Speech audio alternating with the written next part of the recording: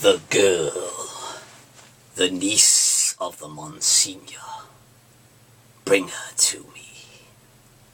Bring her to me. Good evening, folks, and welcome to the Horror Corner. I'm your host, Sean Patrick Erschen. This week we are doing another movie review. This is the Hammer Films classic Dracula Has Risen from the Grave. Directed by Freddie Francis and starring, of course, the late Christopher Lee as Count Dracula, also Rupert Davies as the Monsignor of the Catholic Church, and of course Veronica Carlson as young Maria, the beautiful, the gorgeous Maria. And we also had Barry Andrews as Paul, and Barbara Ewing, who plays Xena. So this is one of my all-time favorite Hammer films and one of my favorites of the Hammer Dracula franchise. It has some of the best gothic atmosphere of any Hammer Dracula film. I think a lot of people would agree with that because a lot of people choose this as one of their favorites in the Hammer Dracula series. And rightfully so. Like I said, it's brilliantly filmed. It's got some awesome gothic atmosphere, and Christopher Lee is at his absolute menacing, brutal best in this film, and he has some of his best lines, some of his best scenes. It's just great stuff. So we begin the film, we see this young altar boy. He's at the church, and he freaks out because he sees some blood on the walls and blood leaking from the ceiling. So he runs to get the local priest. And the priest starts freaking out. He sees the blood, and he goes to the church bell and sees that blood's coming down from that, so he goes to grab the rope down, and ends up being a girl hanging. You see the girl hanging from the church bell, and you see this blood coming down from her neck, and she's been bitten by a vampire. So the priest starts freaking out, and the townsfolk start freaking out because even though Dracula perished in the last film, which was Dracula, Prince of Darkness, he met his demise at the hands of the ice, which cracked open, and he fell underneath the ice and froze to death. So as far as they know, everyone knows he's dead.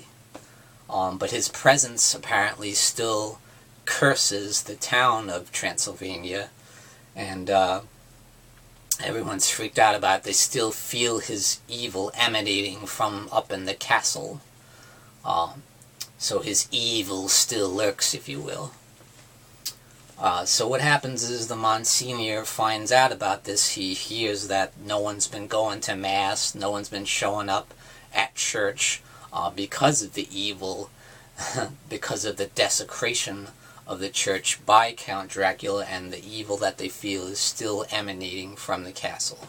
So the Monsignor of the Catholic Church pays a visit to see what's going on, and the priest tells him about what's been going on, and that he also feels that Dracula's curse still emanates from the castle.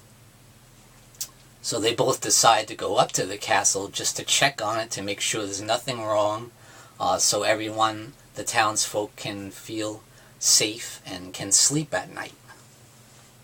And put all this nasty, evil mess behind them. So as they do that, as they climb the mountain to get up to the castle Dracula, and you see the Monsignor has this gigantic cross from the church, and he puts the cross and wedges it into the castle doors so that no evil can get in, no evil can get out. And then he's like, washes his hands of it. He thinks everything's just fine and dandy. But the young priest still hasn't got up the mountain yet. And what happens is he unwittingly, he falls down and he cracks the ice. And guess what? You can guess what happens. Dracula is released from the ice. Dracula has risen from the grave.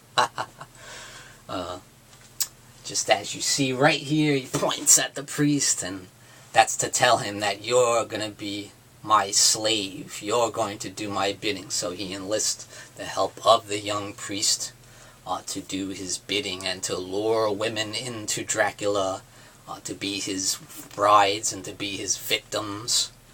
And one of them being Xena, who works at the local bar along with Paul. And Paul is the boyfriend of young Maria.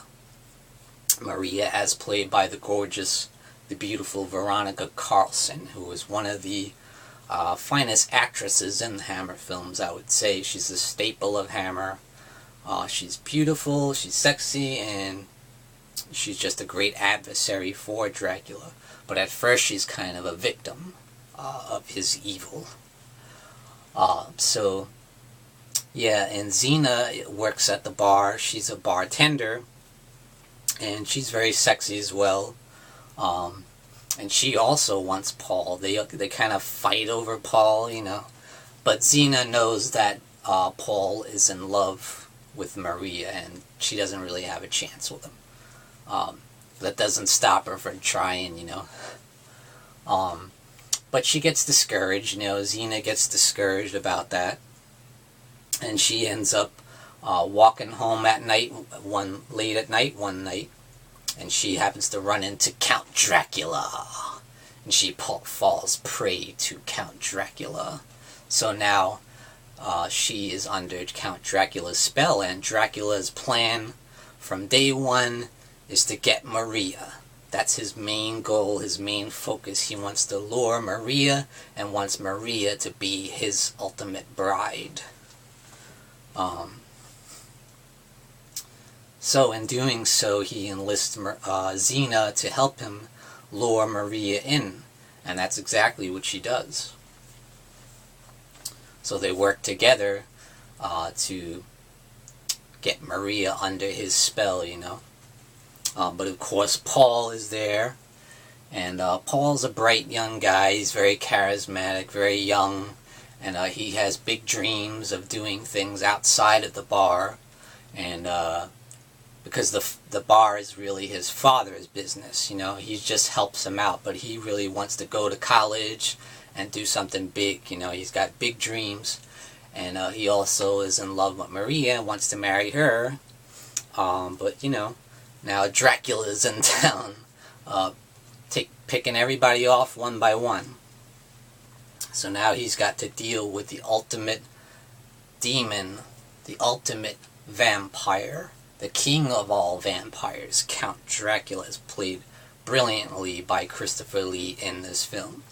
And what happens is, along the way, Xena kind of screws up. Even though she does manage to lure Marie in, she escapes. And doing so, he has one of his best lines. He's like, "You have failed me. You must be punished." I love it. Dracula has so many great lines. And then we see another scene when Dracula goes up to the castle with Maria, because he does eventually get Maria under his spell, and she goes with Maria up to the castle. And when he gets to the castle, he sees what the Monsignor did by putting that cross in the doorway, and he's like, "Get that thing out of my sight." That's for you, horror miser Monty G. I love it. So this is such a great film. Like I said, it's got some of the best Gothic atmosphere in Hammer films history. It's one of my favorite of the Hammer Dracula franchise. And Christopher Lee is just at his demonic best. He's so menacing, he's terrifying, and he just has some of his best line. He just chews the scenery.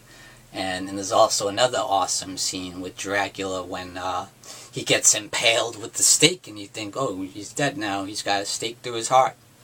And we see him just taking the stake right out of his heart and launching it at Paul, and it's so classic. It's awesome. I love it. So guys, definitely at any cost, run and buy Dracula Has Risen from the Grave. Directed by Freddie Francis and starring the late great Christopher Lee as Count Dracula, starring Veronica Carlson, Barry Andrews, Barbara Ewing and Rupert Davies as the Monsignor. So guys, run and grab Dracula Has Risen from the Grave. And thank you for joining me, Sean Patrick Erschen, in the Horror Corner. Tune in and stay scared.